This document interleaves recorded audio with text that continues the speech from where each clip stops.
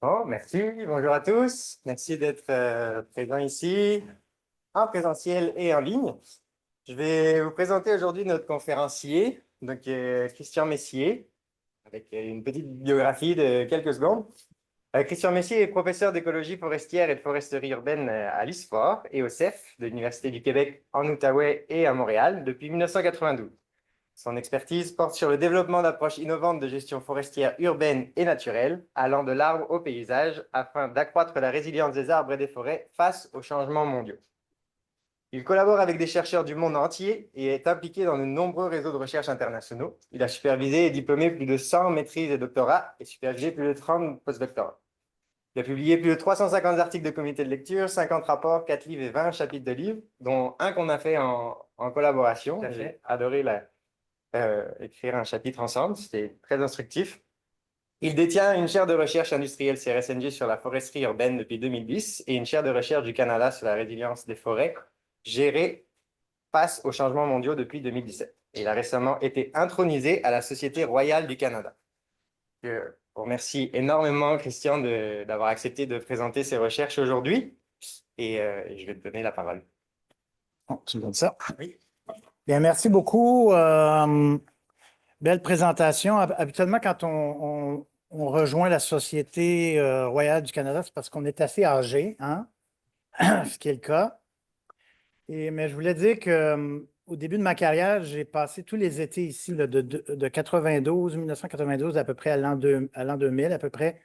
Je venais tous les étés ici faire des projets de recherche et j'ai des très bons souvenirs. Et donc, je dirais que c'est l'Abitibi qui m'a introduit vraiment à faire de la recherche avec des partenaires, avec des forêts exceptionnelles. Et donc, j'ai de très bons souvenirs. Donc, ce que je veux vous parler aujourd'hui, vous présenter, c'est vraiment un projet relativement nouveau, bien que ça fait un an qu'il est démarré, là, mais c'est un gros projet, donc ça prend du temps à démarrer. C'est un projet qu'on a appelé en anglais Diverse ou en français Diverse. Et donc, adapter les forêts aux changements globaux. C'est un projet quand même assez ambitieux. C'est un projet vraiment pan-canadien qui vise à augmenter ou à renforcer la résilience des forêts face aux changements climatiques et aux insectes et maladies exotiques. C'est un projet de 5 ans, donc commencé en 2023, fin 2023, financé à hauteur de 7,5 millions de dollars par plusieurs partenaires, vous allez voir, CRSNG, MITAX, avec des collaborations à travers le Canada et à travers le monde, 28 étudiants diplômés.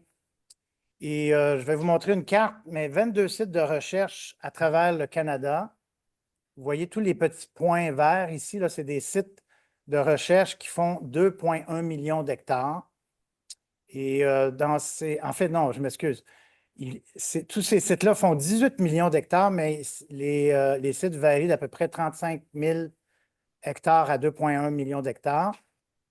Et l'idée de ce projet-là, c'est vraiment de voir comment on pourrait redéfinir l'aménagement de forestier pour qu'elle devienne une approche, un outil qui va favoriser la résilience, qui va favoriser l'acceptabilité sociale et permettre à nos forêts de continuer à fournir tous les biens et services qui sont tellement importants pour nous. Le projet vise à développer des outils qui vont pouvoir être utilisés par à peu près tout le monde pour vraiment prendre des décisions au niveau de chaque hectare, de chaque région et même de chaque province. Et je ne sais pas si vous voyez, là, mais on a un site ici à Rouyn-Noranda qui est quand même un grand territoire, mais il y a vraiment des territoires qui vont de la Nouvelle-Écosse jusque dans l'ouest américain. Il y a un petit site à l'est de Vancouver, à Chilliwack, qui est un site qui est géré par une communauté autochtone. Donc, vous voyez qu'on couvre pas mal tout le territoire. Vous avez ici un exemple d'à peu près tous les partenaires qui sont impliqués. Donc, je dirais que la grande industrie canadienne est impliquée. Toutes les provinces, les grandes provinces sont impliquées. Plusieurs Premières Nations, plusieurs groupes environnementaux, plusieurs chercheurs, plusieurs universités. On a des chercheurs d'à peu près toutes les grandes universités forestières du Canada. Donc, vous voyez ici un peu mieux là, la distribution des sites. Donc, dans les 4 prochaines années, il nous reste 4 ans, on va simuler différentes choses. On va installer des sites expérimentaux sur le terrain. On va faire des analyses au niveau économique, au niveau social, et on va essayer de voir comment on peut transformer la gestion forestière pour aider la forêt à s'adapter aux changements climatiques et globaux et aussi augmenter probablement de cette façon-là l'acceptabilité sociale de la foresterie. Donc voilà, vous avez une petite flèche où est-ce qu'on se situe actuellement. Donc, je vous ai fait une petite introduction à Diverse, mais j'ai pensé vous expliquer pourquoi on a développé Diverse avant de vous expliquer plus en détail qu'est-ce qu'on va faire. Et vous voyez, on va parler de la forêt menacée. Je vais vous parler de nouveaux concepts intéressants et je vais vous parler du défi de gérer la forêt dans un monde de plus en plus incertain.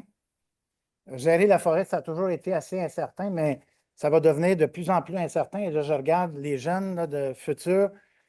C'est ce qui vous attend, de gérer une forêt, un monde où on ne sait même pas quelle va être la situation dans 5 ans, encore moins dans 10 ans, et essayons d'imaginer dans 50 à 100 ans. Donc, la forêt menacée, quelques coupures de journaux, le Guardian, 40 des forêts des États-Unis sont menacées par les insectes. Même chose au New York Times. Les insectes, les maladies sont en train de tuer nos forêts. Un article dans un journal de la Belgique, 40 des espèces en Europe vont disparaître ou vont faire face à des extinctions massives en Europe. 40. Et je pourrais dire que probablement la même chose risque de se produire au Québec. On pourrait prendre 40 des espèces, dire, qui sont menacées de disparaître ou de diminuer et tirer au hasard, puis c'est un peu la situation qui nous pend sous le bout du nez. Effondrement de la foresterie et des forêts en Allemagne, ça c'est suite à une année, un été très sec. D'ailleurs, j'étais là en Allemagne pendant cet été-là. Il n'y a eu aucune pluie de mai à septembre et les années suivantes, là, toutes les grandes plantations d'épinettes de Norvège sont mises à dépérir et c'est vraiment, on parle vraiment presque d'effondrement. SOS Forêt québécoise menacée, des articles dans Québec Science sur les changements climatiques. Il y avait même en 2021 la une du magazine Science, la mort des forêts. Pas très réjouissant, n'est-ce pas? Et tout ça vient du fait que dans le monde, vous savez, il y a de plus en plus de maladies et d'insectes exotiques. Puis si je prends l'Est du Québec, on est un peu malchanceux parce que on est un peu à l'intersection entre ce qui nous arrive d'Europe, ce qui nous arrive d'Asie et ce qui nous arrive du sud des États-Unis. Et ici, c'est un article là, qui faisait le décompte des espèces et des maladies, des insectes et des maladies exotiques qui sont présents aux États-Unis et qui risquent d'avoir un impact sur la foresterie. Quand on regarde, j'ai recensé 25 nouvelles insectes et maladies qui ne sont pas ici encore, qui risquent d'arriver dans les 50 prochaines années et qui risquent d'affecter une trentaine d'espèces. Donc, vous voyez que ça, c'est seulement des espèces qui sont déjà présentes aux États-Unis. À chaque année, il y en a des nouvelles qui restent d'arriver avec nos échanges commerciaux. Je dis souvent en blague, Trump n'a pas fait grand-chose de bon pour l'environnement, mais si on diminue nos échanges commerciaux au niveau mondial, ça va être bon, ça devrait diminuer les menaces des insectes et des maladies. Vous voyez, il y a quand même des choses positives quelquefois. Les changements climatiques, on entend parler énormément, puis je ne veux pas entrer dans les détails. Vous avez ici des scénarios de changement climatique possibles. Le plus gros problème, selon moi, c'est qu'on ne sait pas quel va être le changement dans le futur. Donc, c'est difficile de prendre une décision aujourd'hui en disant le climat va se réchauffer à 3 degrés, 5 degrés, 8 degrés. On ne sait pas. Pourtant, il faut prendre des décisions. Et c'est là où la question d'incertitude, aménagée avec cette incertitude-là pour réduire les risques, c'est ce genre de décision qu'on doit prendre. Et c'est le genre de défi que le projet Diverse essaie de faire face. Les risques d'incendie, c'est une diapo qui m'a été fournie par Yann Boulanger, là, qui est spécialiste des feux. Et ça, ce n'est pas aussi très encourageant. Vous voyez les risques des feux actuellement. Si vous regardez dans cette région ici, on avait à peu près 0,5 à 1 du territoire qui brûlait. Si on va voir dans des scénarios les plus pessimistes, on va être dans les plus que 4 du territoire qui vont brûler. Puis même dans les scénarios relativement optimistes, on est dans le 2 à 4 Donc, ce qu'on sait, c'est que ça va brûler plus. On ne sait pas quel va être l'impact de ça, mais on sait que ça va brûler plus partout au Canada, aussi au nord du Québec et même dans le sud du Québec, on va commencer à avoir de plus en plus de feux. Et ici, un article que j'ai trouvé intéressant dans Science en 2022, il faisait une analyse des risques climatiques des forêts un peu partout dans le monde. Et si vous regardez ici, vous voyez, ça va de 0 à 100 100 c'est les endroits qui vont être le plus impactés au niveau changement climatique. Puis si on regarde pour le Québec, on se situe à peu près dans la moyenne. Ça veut dire qu'on va avoir des impacts moyens. Ça ne veut pas dire que ce ne sera pas important, mais on n'est pas dans le pire. Le pire, là, c'est vraiment dans certaines régions de l'ouest du Canada, certaines régions du Brésil et même au nord de la Russie. Il y a des endroits où ça va être très impacté. Mais quand même, ça veut dire qu'on a une région relativement impactée par les changements climatiques. Autre article intéressant sur la résilience des forêts qui regardait un peu dans les dernières années, est-ce que les forêts ont tendance à maintenir leur résilience ou à diminuer leur résilience? Et comment ils ont mesuré ça? C'était en prenant des intervalles de 5 à 20 ans. Ils essayaient de voir comment les forêts avaient tendance à récupérer suite à des perturbations. Et tout ce qui est dans le rouge, ça veut dire que c'est des endroits où il y avait une perte de résilience. Ça veut dire que des forêts qui récupèrent de moins en moins bien. Donc, il y a déjà un signal au niveau mondial que les forêts sont en train de perdre leur résilience. Et ce que j'ai trouvé intéressant, c'est que l'impact se faisait sentir autant dans les forêts intactes non aménagées que dans les forêts aménagées. Ça veut dire que le seul fait de dire qu'on n'aménage pas une forêt, qu'on la met sous conservation, ne veut pas dire qu'on va préserver sa résilience ou sa capacité d'adaptation. Ça, je pense que c'est quand même assez important. Et si on regarde, bon, le Québec, on est aussi à peu près dans la, je dirais, dans la moyenne en termes de perte de résilience. On s'est amusé à faire il y a quelques années un sondage. Peut-être certains d'entre vous ont été sollicités. On a fait un sondage au niveau mondial. On a demandé aux gens qui travaillent en foresterie quelles étaient leurs perceptions face aux changements globaux. Et ce n'est pas réjouissant, là, je vous avertis. Voilà. Donc, ce qui est en orange, c'est une perception négative face aux menaces biotiques, menaces climatiques, aux perturbations, même aux aspects sociaux de la foresterie, relativement négatif. Le plus positif, c'était au niveau de la pollution atmosphérique. Je pense qu'on a fait des efforts dans les dernières années. On a amélioré cette situation-là. Donc, je vous dirais que si vous êtes plutôt négatif par rapport à ces défis-là, ben, c'est probablement un consensus relativement mondial là-dessus. Je prends une grande respiration parce que ce qui est clair pour moi, c'est qu'on est on rentre dans ce qu'on appelle une période ou une zone de haute turbulence ou d'incertitude. Et on peut se demander, est-ce qu'il y a des questions? Puis en vieillissant, on dort de moins en moins bien. Et c'est moi, ça, la nuit, quand je me réveille et que je me dis, quel est l'avenir de nos forêts? Quel est l'avenir de la gestion forestière? Puis je vous dirais que ça a été en grande partie la raison qui m'a amené à développer ce projet Diverse-là. Je me suis dit, il faut faire quelque chose. On est capable de faire quelque chose et on a la capacité de faire quelque chose avec l'industrie forestière puisqu'elle intervient sur une bonne proportion de nos forêts et qu'elle pourrait peut-être jouer un rôle positif pour augmenter la résilience de nos forêts face aux changements globaux. Donc, des nouveaux concepts que vous connaissez peut-être, que j'ai voulu partager avec vous autres, mais il y a un concept que je trouve important, de nouvel écosystème forestier. Vous avez ici, par exemple, la forêt d'Abitibi telle qu'elle se trouvait il y a 100 ans, qui a commencé à pousser il y a 100 ans et qu'on retrouve un peu les conditions actuelles. Il faut savoir que cette forêt-là s'est développée dans des conditions environnementales et biotiques qui sont relativement différentes des conditions actuelles. Le climat a changé, les conditions biotiques ont changé et que ces conditions-là vont changer de plus en plus et que quand on intervient dans ces forêts-là pour maintenir leur résilience dans le futur, On ne doit pas nécessairement essayer de faire ce qu'on faisait avant et qui fonctionnait bien, mais se poser la question, qu'est-ce qu'on doit faire avec les nouvelles conditions actuelles et les nouvelles conditions dans le futur pour s'assurer qu'on va avoir une forêt qui est viable et résiliente. Donc ça, je pense que le concept de nouvel écosystème est important et il faut comprendre qu'à chaque fois qu'on intervient dans la forêt, on intervient dans un écosystème qui est nouveau par rapport à ce qu'on avait seulement il y a 50 ans ou il y a une centaine d'années. La migration assistée, vous connaissez tous la migration assistée, c'est un concept qui est mis en application, par exemple, en Colombie-Britannique depuis plusieurs années.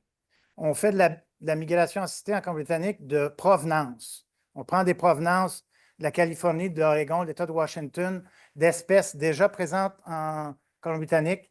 On mélange ces espèces-là avec les mélanges locaux et quand on fait du reboisement, on les reboise dans les forêts pour avoir des provenances qui sont mieux adaptées à des conditions plus chaudes, plus secs, telles qu'on prévoit en Colombie-Britannique. C'est des choses qu'on commence à faire, je pense, au Québec, en Ontario, mais c'est des choses qui vont s'accélérer. Mais je pense que dans certains cas, il va falloir aller plus loin. Il va falloir commencer à faire migrer des espèces. Des espèces qui sont présentes plus au sud, qui ont des caractéristiques écologiques intéressantes pour faire face aux nouveaux défis du futur et donc de les faire migrer plus vers le nord. Et je vais vous donner un exemple. Ça, c'est une diapo qui vient de Catherine Perrier. Vous connaissez peut-être Catherine Perrier à la DRF qui travaille sur le concept d'habitat climatique. Il y a un outil maintenant qui existe pour voir quel va être l'habitat climatique de nos différentes espèces.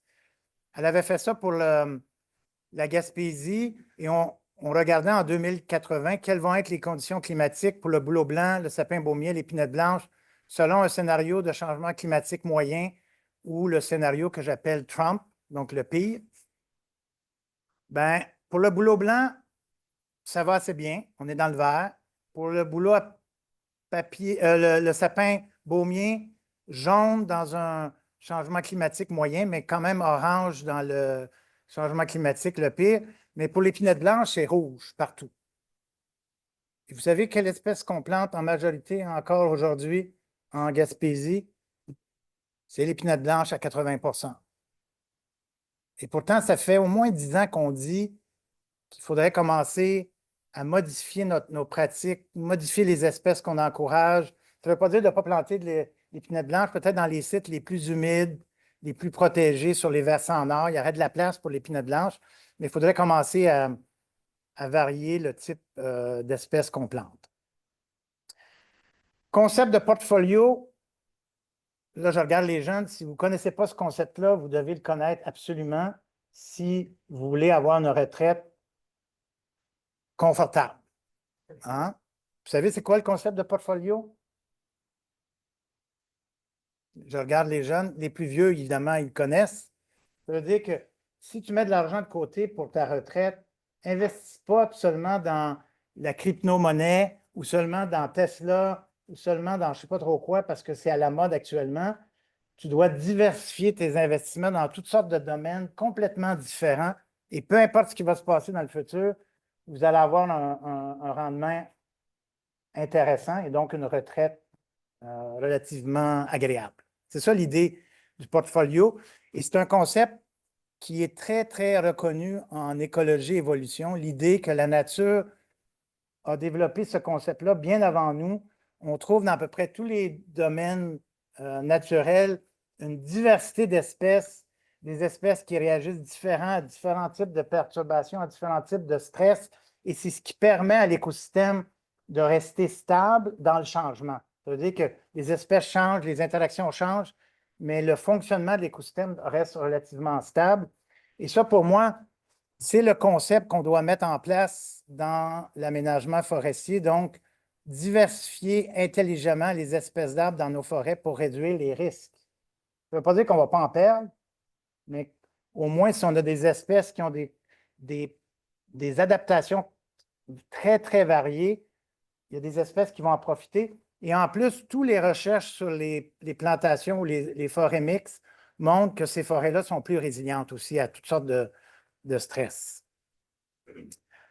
Donc, un article intéressant publié dans le PNAS. PNAS, grosse revue, hein, tout le monde veut publier dans PNAS, là, c'est une revue intéressante, d'un collègue allemand et américain, avec l'idée que dans le futur, on va avoir 4 options quand on aménage nos forêts. Soit maintenir la résilience, et ici on parle vraiment de résilience que j'appelle de l'ingénieur, ça veut dire qu'on maintient la même composition, la même structure, parce qu'on pense que la forêt est capable de récupérer suite aux nouvelles perturbations. Donc ça, c'est le maintien de la composition de la structure actuelle. Soit on pense qu'il nous faut des nouvelles espèces pour maintenir la résilience, donc on favorise une recomposition de notre forêt, soit que la structure n'est pas appropriée au nouveau climat ou aux nouvelles menaces, on fait une restructuration, ou soit on fait un remplacement complet. On remplace les espèces, on remplace la structure, avec l'idée que si on fait ça, on va maintenir nos forêts résilientes, en santé, ce qui va nous permettre de continuer à avoir tous les services qu'on attend des écosystèmes. Et l'idée, quand est-ce qu'on peut faire ça? C'est suite à une perturbation ou à une coupe. Une coupe, en fait, c'est une perturbation. Donc, l'idée ici, c'est que quand on intervient en forêt, quand on fait une coupe dans une forêt, c'est là où on peut agir pour diversifier de façon intelligente nos forêts, pour les rendre plus résilientes. Parce que si on ne fait pas ça, on risque d'avoir ce qu'on appelle un effondrement des écosystèmes ou une dégradation des forêts. Et là, ça veut dire évidemment moins de bois récolté, moins de diversité, moins d'habitat pour la biodiversité, moins de qualité d'eau, moins de carbone de fixé dans le sol, etc. Et je sais que les gens disent pourquoi on doit intervenir? Parce que le climat, les changements biotiques sont tellement rapides, tellement importants que peut-être, dans certains cas, les forêts actuelles ne sont pas capables de s'adapter et d'être résilients à ces perturbations-là et qu'on pourrait les aider à devenir plus résilients. Et comment on peut le faire? C'est lorsqu'on fait une coupe forestière. C'est là qu'on peut intervenir. Et j'ai dit ce matin, j'avais une présentation ce matin, que l'idée serait peut-être que si on fait ça, on aurait peut-être dans 10 ans des gens qui viendraient donner des gros câlins aux ingénieurs forestiers dans la rue en disant merci d'aider nos forêts à être plus résilientes et à mieux s'adapter aux changements globaux. Je ne sais pas si les forestiers, vous recevez beaucoup de câlins dans la rue aujourd'hui. Donc, et tout ça, là, je parle beaucoup de forêt, mais ici, c'est un article dans Nature Sustainability écrit par des grands noms en sciences. Et ça, c'est un article qui disait que dans un monde de plus en plus incertain, avec de plus en plus de perturbations, il faut augmenter la diversité de réponses de tous les systèmes qu'on a mis en place. On ne parlait pas juste de systèmes naturels, on parlait de systèmes économiques, de systèmes sociaux. Vous pouvez penser à nos banques, à nos hôpitaux, à nos gouvernements. Et l'idée pour maintenir la durabilité ou la résilience, c'est d'augmenter la diversité de réponses des systèmes qui sont en place. Et ça, si on peut faire ça, on va devenir plus agile, les systèmes vont pouvoir réagir, s'adapter plus rapidement et on va maintenir la résilience, la santé de nos écosystèmes. Donc, je n'ai peut-être pas besoin de traduire ça, mais ce qu'ils avaient écrit, c'est que comme nous entrons dans une ère de turbulence sans précédent, et ça, c'était écrit avant que Trump soit là, donc on peut dire que c'est encore sans précédent au carré. Nous soutenons que des réponses amples à cette nouvelle réalité, c'est-à-dire une diversité de réponses, ne peuvent plus être tenues pour acquises et doivent être activement conçues et aménagées. Et dans cet article-là, ils disent que même les aires protégées devraient probablement être mieux conçues et aménagées pour les rendre plus résilientes, capables de s'adapter à ces nouvelles réalités-là. Tout ça m'amène à dire qu'est-ce qu'on fait en termes de forêt pour gérer ça dans un monde de plus en plus incertain. Moi et des collègues un peu partout dans le monde, ça fait plusieurs années on développe ce qu'on appelle l'approche fonctionnelle. C'est-à-dire quand on parle de diversité, on parle souvent de diversité génétique, diversité d'espèces, mais de plus en plus, on parle de diversité de réponses ou de fonctions. C'est-à-dire que ce n'est pas juste le fait d'avoir 3 espèces d'arbres qui nous assurent que la forêt va être résiliente, c'est d'avoir des espèces d'arbres qui ont une diversité de réponses, une diversité de fonctions qui vont leur permettre d'être complémentaires et de ne pas réagir de la même façon à une perturbation, par exemple. Et tout ça veut dire que peut-être on doit inverser la relation qu'on a développée avec la forêt, parce que jusqu'à maintenant, on avait une relation où l'industrie du bois dictait un peu ce qu'on fait en forêt, parce qu'on disait on a besoin de telle espèce, on va favoriser telle espèce. Donc, selon les besoins, on avait un impact de l'industrie forestière vers la forêt. Puis, ça faisait un certain sens si on était certain que les arbres qu'on plaçait là seraient résilients et seraient toujours là dans 50 ans, dans 100 ans. Et ça faisait du sens si l'industrie qui est là aujourd'hui serait encore là dans 50 ans ou en 100 ans. Mais pensez à l'industrie du papier journal, puis ça vous donne une idée de comment ça peut changer dans le futur. Donc, c'était vraiment une approche top-down qui est classique. Hein? C'est des décisions d'en haut qui sont prises pour comment aménager un système comme une forêt. Ce que le projet Diverse suggère, c'est qu'il faudrait inverser cette relation-là, se poser la question, qu'est-ce qu'on a besoin comme diversité d'espèces d'arbres, qu'est-ce qu'on a besoin comme forêt, et dire gentiment à l'industrie forestière, oui, vous pouvez continuer à exploiter la forêt comme vous le faites actuellement, mais dans 30, 40, 50 ans, quand ces forêts-là vont devenir matures, ils ne sont pas les mêmes qu'avant et vous allez avoir 30, 50 ans à vous adapter aux nouvelles espèces qui vont avoir été favorisées pour rendre la forêt plus résiliente. Parce que si on ne fait pas ça, en fait, on risque d'avoir, je ne dirais pas qu'on n'aura pas de forêt, mais on va avoir une forêt dégradée qui ne fournit pas les mêmes services. Donc, c'est ça le défi. Selon moi, c'est ça qu'on doit mettre en place pour permettre à la forêt de passer au travers cette zone que j'appelle de très haute turbulence. Bon, là, je vais vous parler de diversité fonctionnelle et de connectivité fonctionnelle. Ici, c'est une série d'articles que mon équipe et moi avons publiés dans les dernières années. On a fait plusieurs études plutôt conceptuelles avec des modèles, testé cette approche-là. On a publié dans à peu près tous les journaux que vous pouvez imaginer pour arriver à dire ça semble une approche qui fonctionne au niveau théorique. Il faut maintenant la mettre en application. Et c'est quoi cette approche-là?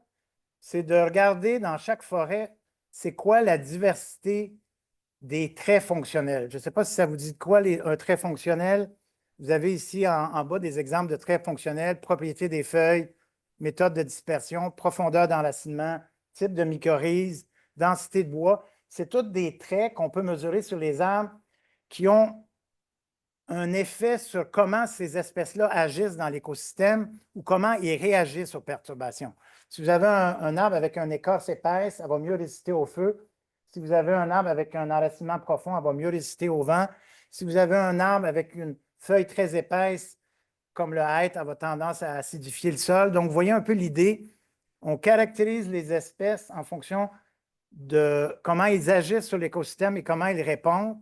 Et donc, on sait comment ils vont répondre, par exemple, au feu ou comment ils vont s'adapter à la sécheresse et à des feux, par exemple. Donc, c'est un peu l'idée de caractériser ça.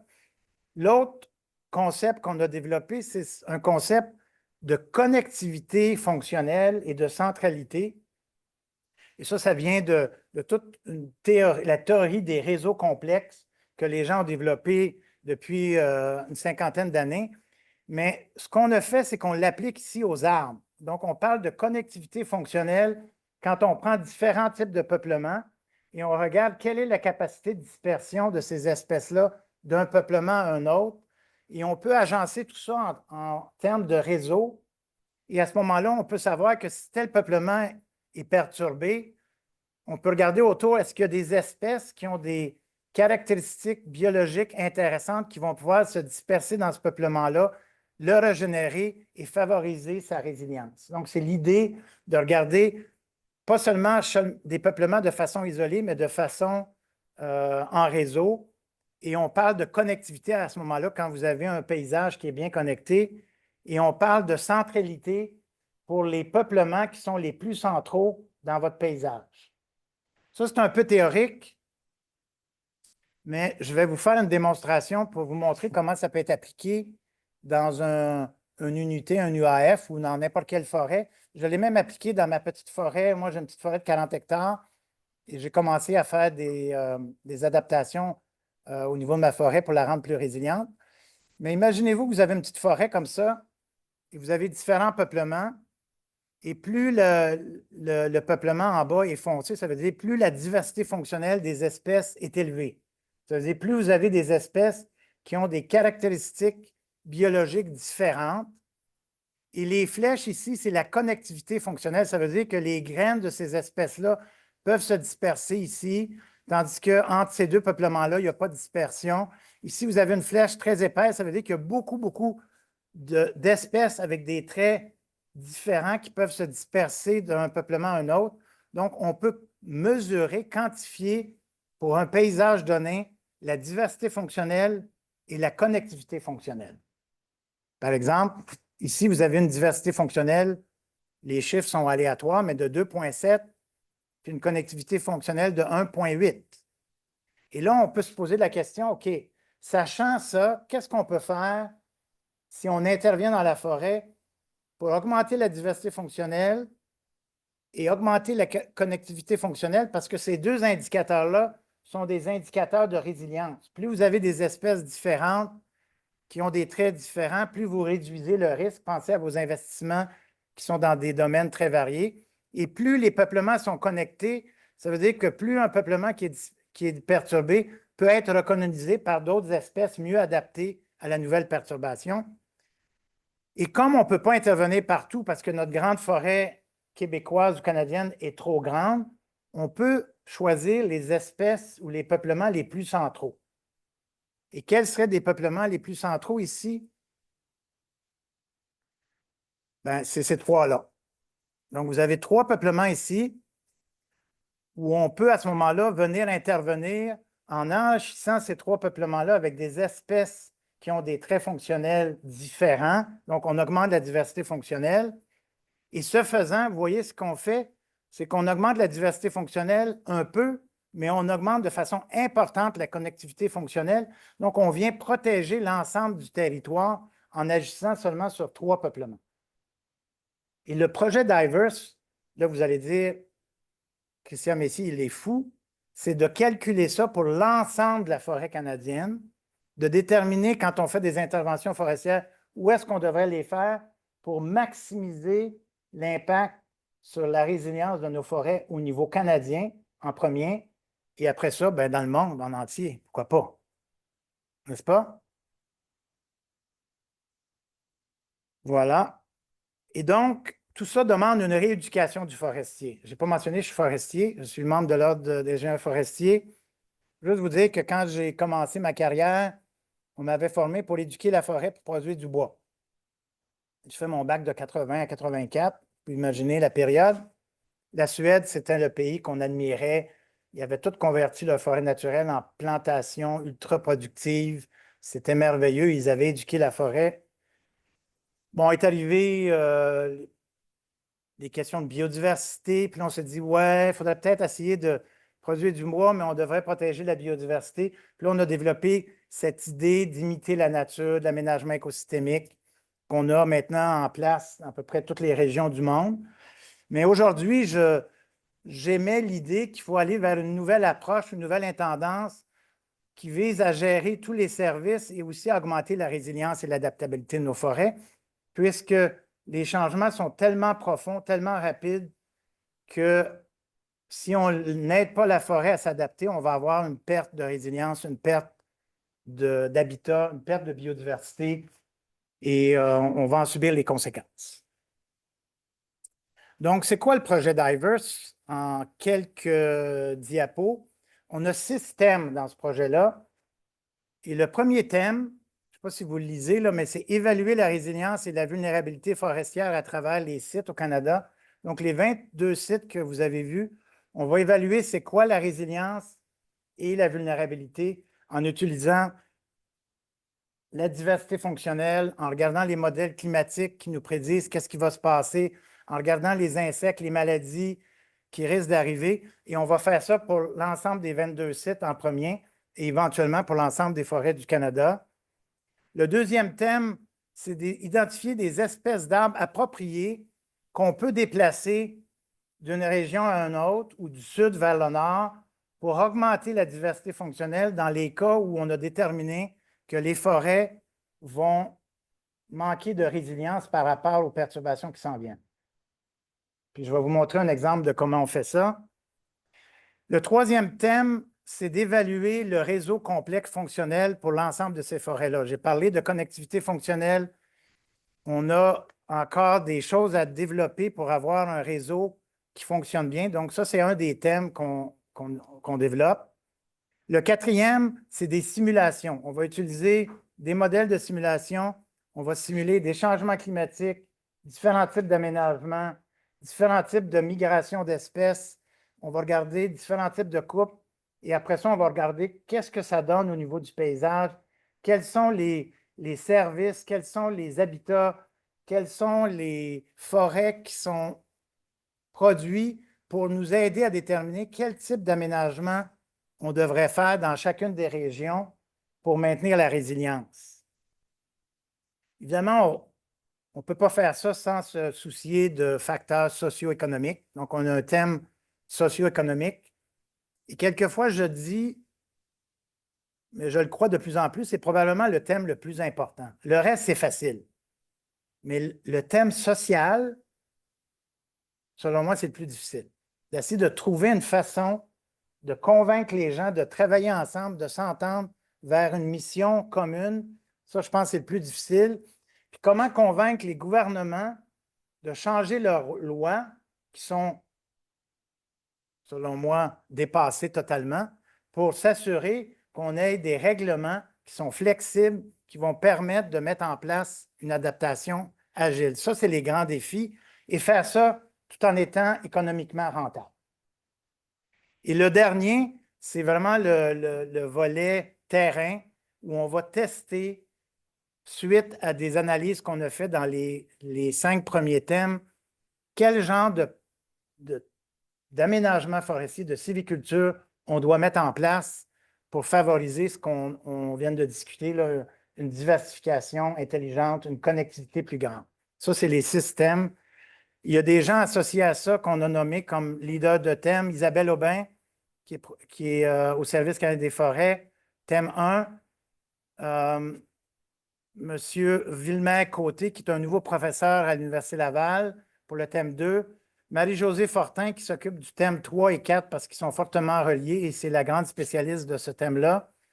Un monsieur Nelson à UBC et Mme Fortin, elle est à l'Université de Toronto. Et Fred Pinault, qui est un sylviculteur à l'Université d'Alberta. Donc, c'est les thèmes de leaders, c'est les leaders de thèmes.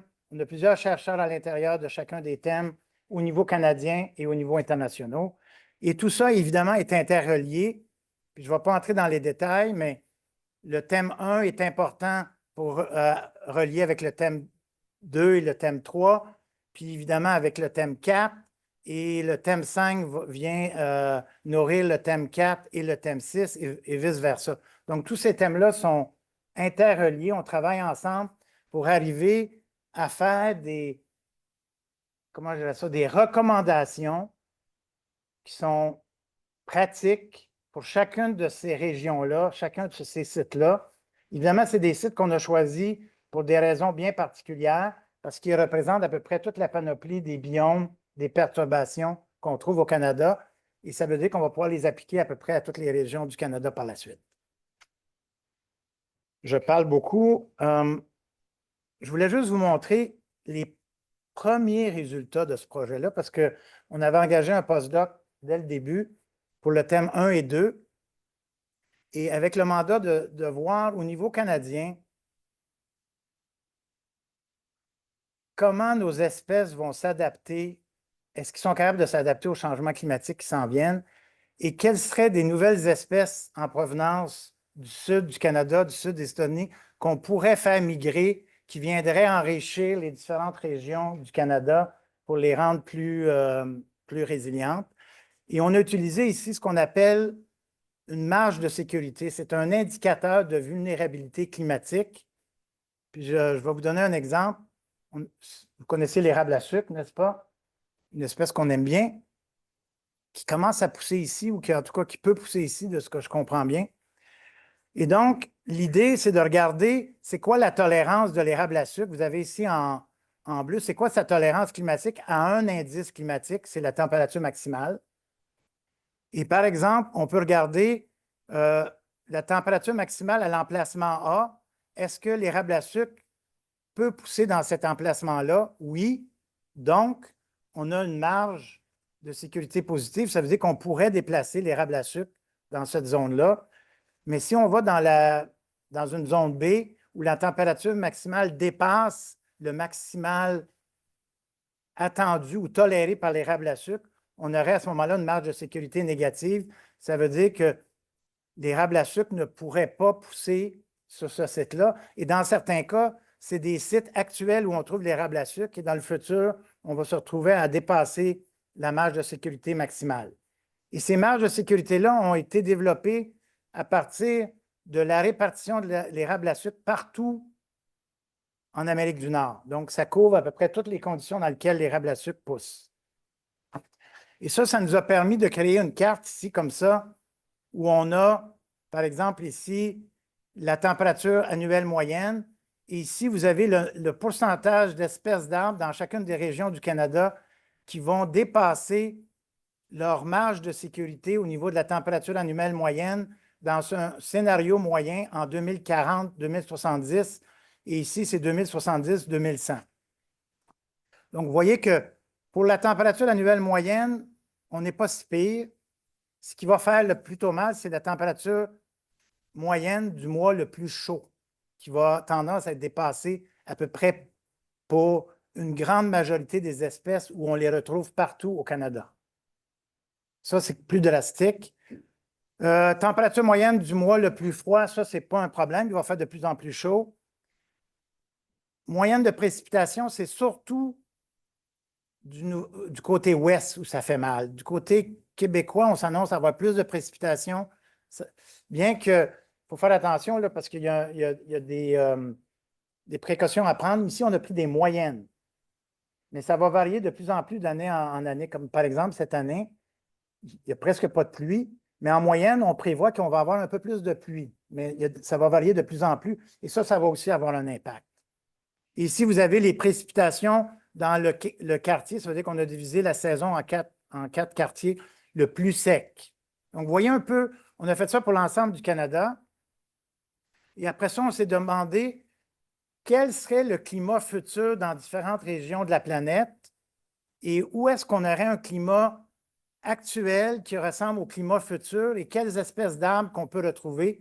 Par exemple, si vous êtes dans un climat, dans une région ici en rouge, puis qu'on regarde c'est quoi dans le futur le climat, on peut regarder qu'on appelle des analogues climatiques et quelles sont les espèces qui poussent dans ces régions-là. Et donc, c'est des espèces qu'on pourrait probablement introduire dans notre région qui pourraient mieux performer dans le futur, n'est-ce pas?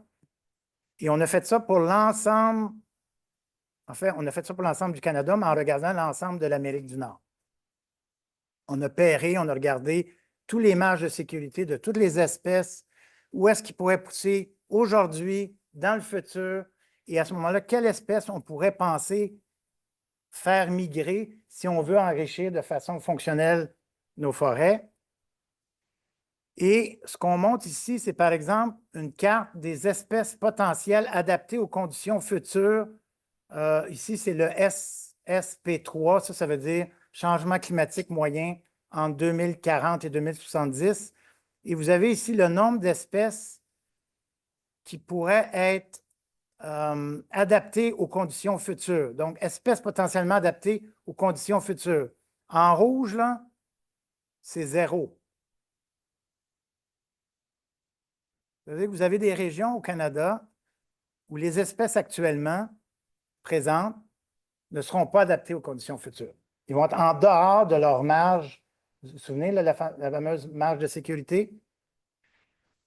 Mais on a regardé, il y a peut-être des espèces potentiellement adaptées aux conditions actuelles qui vont, espèces potentiellement également adaptées aux conditions actuelles. Ça veut dire que c'est le nombre d'espèces appropriées durant la période actuelle qui sont capables de tolérer les conditions futures aussi. Parce que si vous plantez une espèce qui vient des États-Unis, qui tolère mieux les conditions futures, mais qui ne tolère pas les conditions actuelles, on ne peut pas la planter. Il faut qu'on fasse les deux. Donc, vous voyez un peu ce qu'on a fait ici.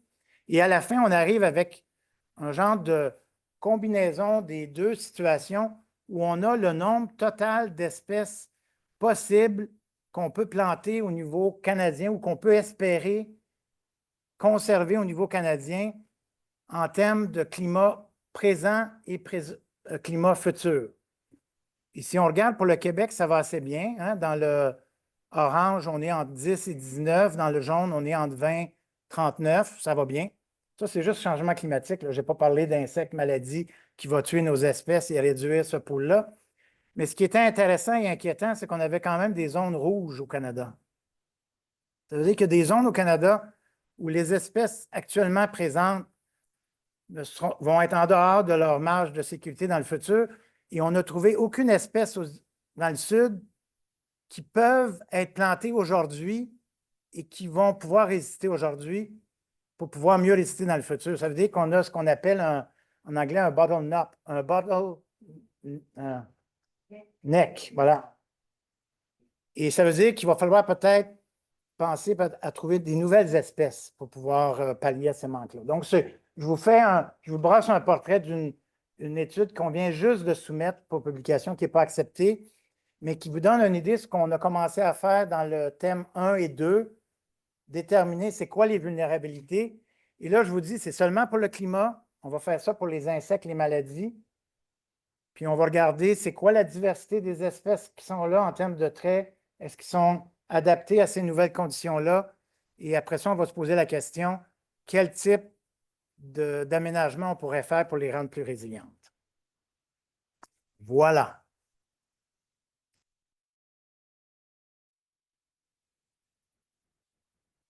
Merci beaucoup, Christian. Je laisse la parole si vous avez des questions ou des commentaires, que ce soit dans la salle ou en ligne. N'hésitez pas. Soyez pas gênés. Vous pouvez me dire que ça ne fait aucun sens. Des choses à clarifier. La dernière est questionnable. C'est une question de commencer avec des textes. Peser sur un bouton pour que les gens en ligne puissent bien entendre. Non, juste la première question, la dernière slide est quand même. Mais ici, là, on ne parle pas d'accident de génération. Non, c'est ça, mais c'est même, il n'y aurait plus rien qui pourrait pousser. C'est ça qu'il faut comprendre, ça deviendrait des langues. Oui, il faut faire attention. Là. Quand on est à l'extérieur de la marge de sécurité, ça ne veut pas dire que les espèces vont mourir tout de suite. Ils vont devenir plus stressés. Ouais. Ils risquent de péricliter tranquillement. Ça peut prendre du temps. Ils vont être plus affectés par un insecte qui ne les affectait pas avant. C'est juste qu'on sait que quand tu es en dehors de cette zone marge de sécurité, C'est pas dans l'optimal. tu es moins optimal. Puis je vais vous dire que je l'observe dans ma forêt en Outaouais où j'ai beaucoup de sapins et je vois mes sapins qui étaient verts une année, puis tout à coup, ils sont morts. Puis je regarde, il a fait chaud, il fait sec, le sapin est mal adapté à ces conditions-là. Je vois un peu ce qu'on peut prédire dans le futur quand une espèce. D'ailleurs, quand j'ai fait l'analyse, mon sapin était déjà en dehors de sa marge de sécurité pour la température et la précipitation dans la zone où je suis. Donc, il est stressé, puis il se fait probablement tuer par un insecte qu'il tolérait auparavant. C'est ça qu'on va observer, un genre de déclin progressif. Là. Ça ne se fera pas de façon automatique. Annie?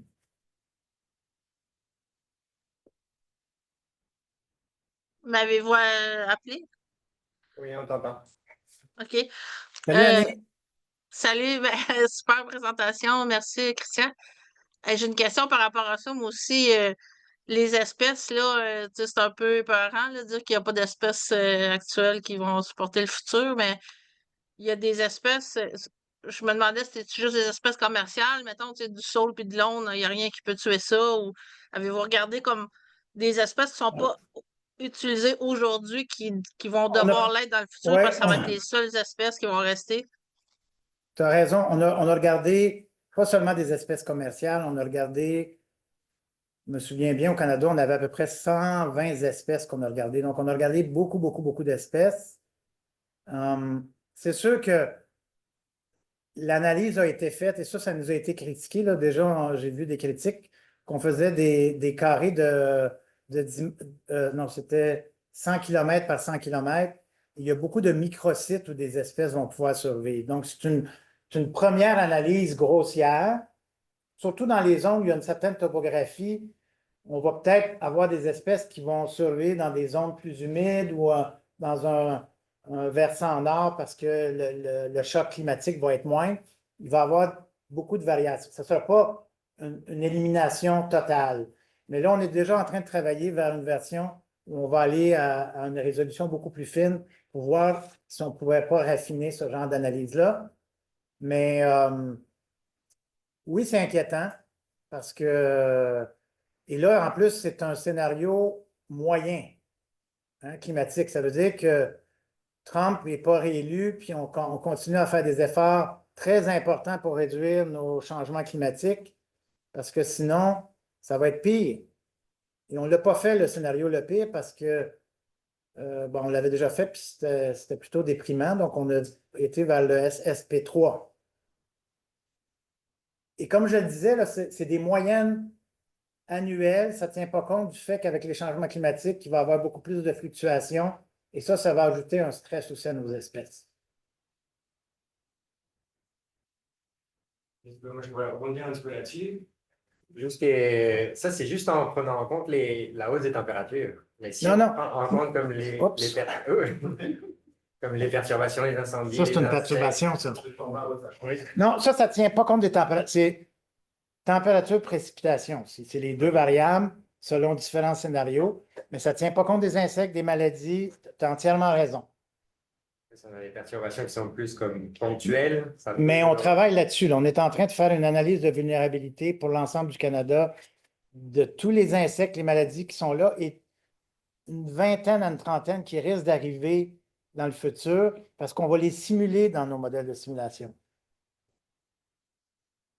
Parce qu'on voudrait avoir des scénarios les pires, des scénarios les mieux, puis essayer de voir quel genre d'aménagement nous permet de mieux fonctionner dans ce genre d'incertitude-là.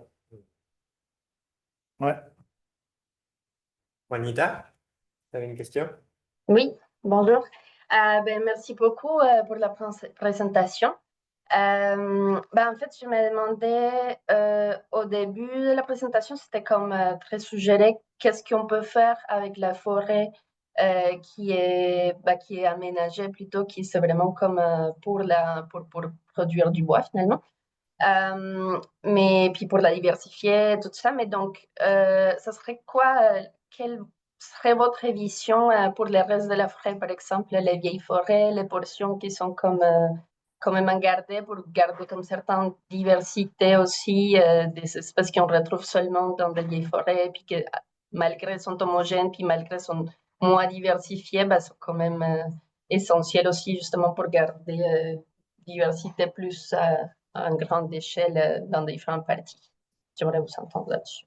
Merci. Oui, c'est une très bonne question. Les gens me disent Messier, t'es fou, tu veux commencer à couper partout, même les vieilles forêts pour les diversifier.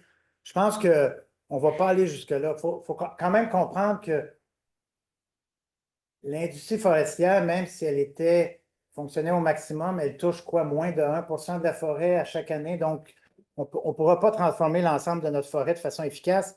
C'est pour ça qu'on a incorporé la notion de réseau complexe pour déterminer là où on devrait intervenir pour pouvoir avoir le plus d'impact possible. Et par exemple, on pourrait intervenir autour de vieilles forêts, pas dans les vieilles forêts, et que si les vieilles forêts se dégradent à cause de changements climatiques, à cause de maladies d'insectes, il y aurait peut-être des nouvelles espèces qui pourraient venir remplacer les espèces de la vieille forêt pour la maintenir le plus possible en santé. Mais c'est sûr qu'on ne va pas aller couper dans les vieilles forêts. Et si par bonheur, les vieilles forêts sont résilientes, on ne va pas les toucher. Je ne sais pas si vous me suivez. L'idée, c'est vraiment un principe de précaution. Pendant la COVID, je parlais de vacciner nos forêts contre les changements globaux. J'aimais beaucoup ça. Là, c'est un peu moins approprié. Mais l'idée de vacciner, ça veut dire que si tu n'as pas de maladie, ton vaccin, il ne dérange pas. Puis si tu as une maladie, il te protège.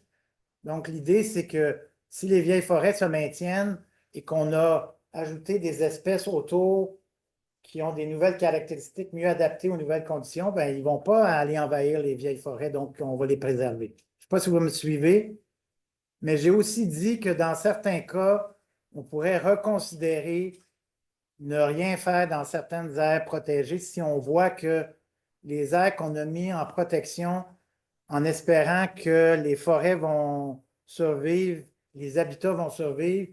Si on voit que c'est très, très menacé, peut-être qu'on devrait intervenir, juste pas de convertir complètement l'aire protégée, mais de créer des îlots de forêt avec une diversité plus grande pour assurer qu'il y aurait une adaptation qui pourrait se faire.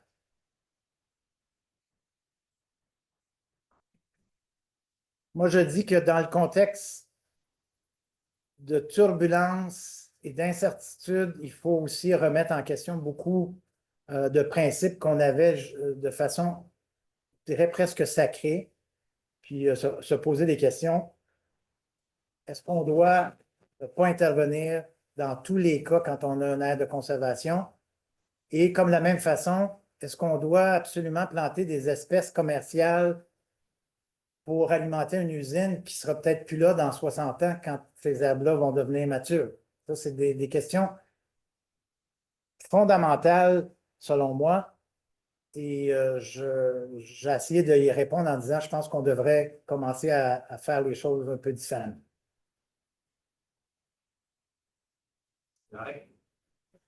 Ouais, merci Christian pour votre excellente présentation, alarmante aussi.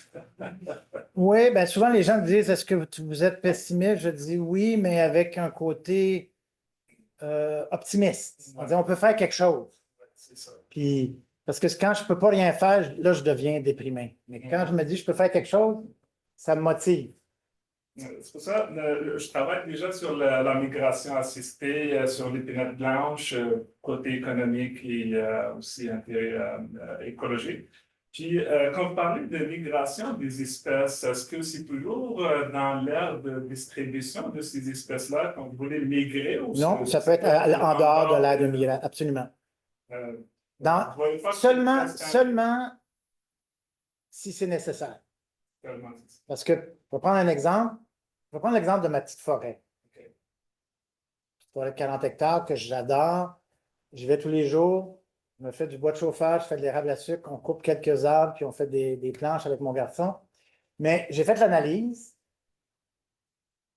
et douzaine d'espèces, mais aucune de ces 12 espèces-là très tolérantes à la sécheresse. Puis je regardais là, ma diversité de groupes fonctionnels, de traits fonctionnels. Ce qui manquait, c'est des espèces qui tolèrent la sécheresse. S'il y a des feux, à va repousser. Si je peux perdre mon érable à sucre, j'ai d'autres espèces. Tout va bien. Donc, j'ai commencé à planter du pin blanc, qui était dans l'aire de distribution, du chêne rouge, qui était dans l'aire de distribution.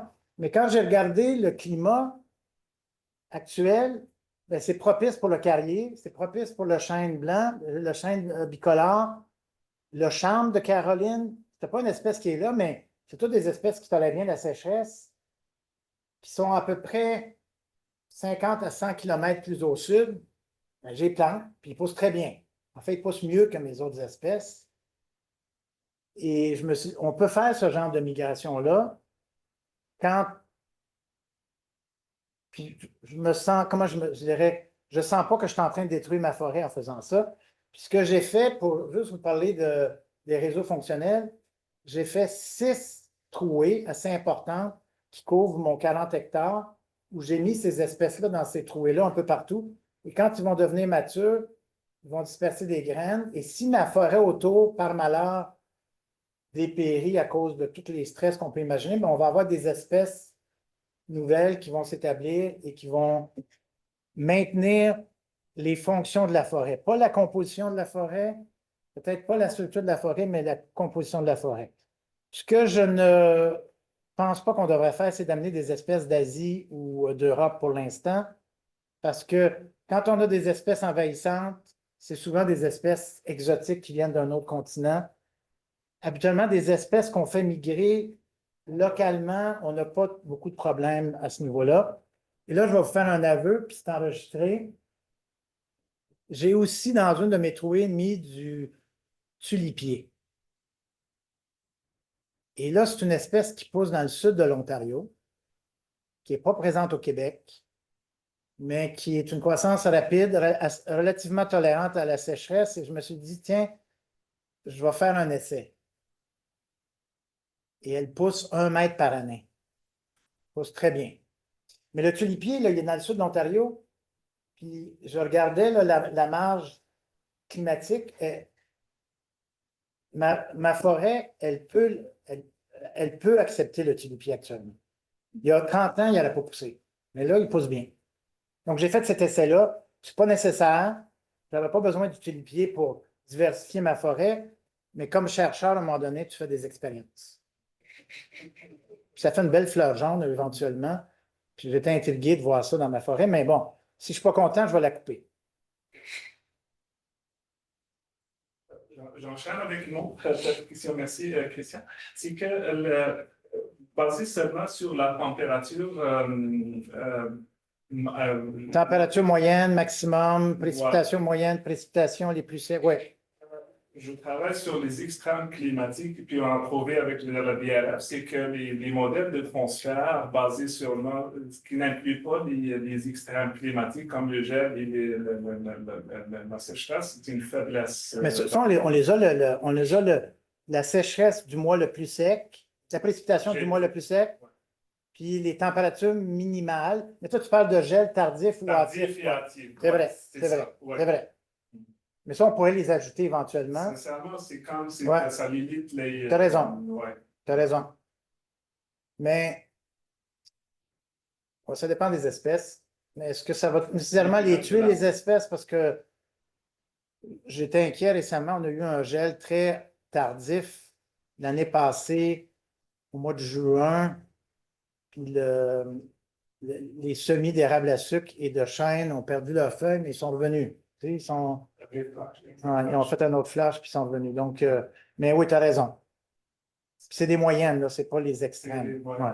Et combien d'années sont calculées ces moyennes? Dans les analyses qu'on faisait. Parce que nous, les physiologistes, Ouais, pas me souviens pas. normal climatique, Ouais. c'est basé sur des trentaines d'années. Oui, je sais que c'est plusieurs années, mais exactement, je me souviens pas. Il faudrait que je vérifie. Annie, est-ce que tu avais une dernière question? Sinon, S'il y a du temps, là, il me semble, Christian, au début, quand on montrait la carte du Canada, tu disais qu'au Québec, c'était plus humide. Oui, c'est vrai. Tu rêvais, puis là, tu parles juste de sécheresse.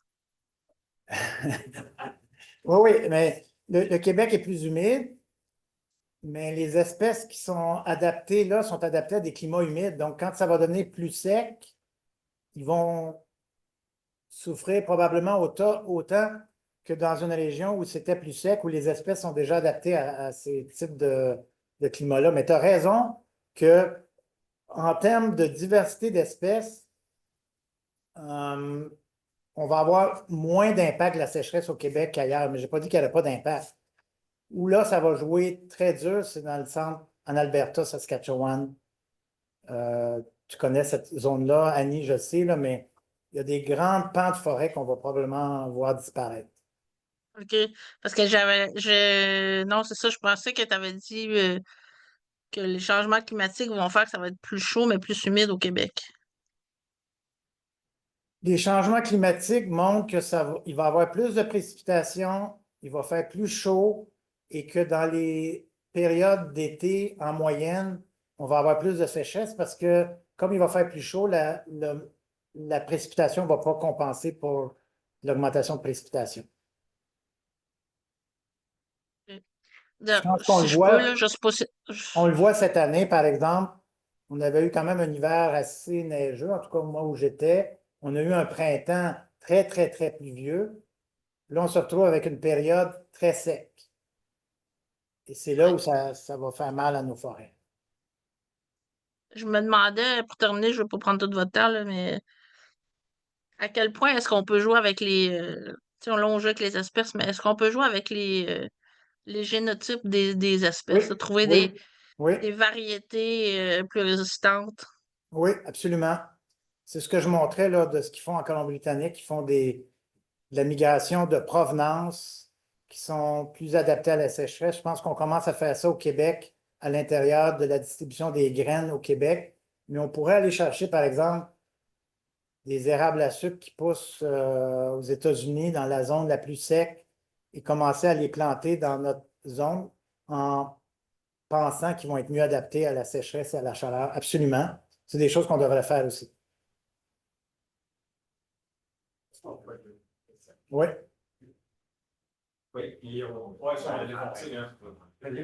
Non, je me demandais juste, parce qu'on ne parle pas d'écologie animale. Si, c'est parce que c'est l'écologie végétale, mais si, il y a quand même, ça va changer le monde. Non? Oui, oui, oui. Pour, Puis souvent, je me fais poser la question, mais qu'est-ce qui se passe avec les insectes, les petites plantes, les animaux? Mais si on n'a plus de forêt, toutes les autres espèces vont péricliter. L'idée, c'est qu'on prend ce qu'on appelle les espèces ingénieurs ou clés. Puis si on maintient ça, on va maintenir les autres espèces. Mais ta question est très intéressante. Et d'ailleurs, je commence un nouveau projet l'année prochaine où on va planter plein d'espèces exotiques selon 3 scénarios. Là, tu vas comprendre. Puis en plantation pure et en mélange avec des espèces indigènes, mais des espèces de proximité très près, des espèces qui viennent de très loin, mais qui sont du même genre. Par exemple, un chêne qu'on prendrait du sud des États-Unis, mais aussi des nouvelles familles qu'on planterait toujours qui viennent de l'Amérique du Nord. Puis finalement, même une espèce exotique qui vient d'Asie ou d'Europe. On va toutes les planter en Outaouais selon un dispositif expérimental. Puis ce qui nous intéresse, ce n'est pas à savoir est-ce que les arbres poussent ou survivent, mais quels sont leurs impacts sur les microbes, les champignons, la décomposition, les insectes, la flore. C'est ça qui nous intéresse parce qu'il y a beaucoup de questions à savoir. Est-ce que ça serait correct de remplacer un chêne rouge par un chêne blanc? Ou si on met un tulipier à la place d'un chêne, est-ce que ça va avoir plus d'impact? Est-ce que les graines qui vont être produites vont être consommées par les animaux? Tout ça, c'est des questions très importantes qu'on doit aborder. Et là, on est en train de mettre en place un dispositif pour tester ces idées-là. 2.0. C'est dans Diverse ou c'est. C'est dans Diverse, OK. mais c'est aussi dans ma chaire de recherche du Canada sur la résilience. Ça vient juste d'être renouvelé et donc ça faisait partie de ce projet-là. Ouais.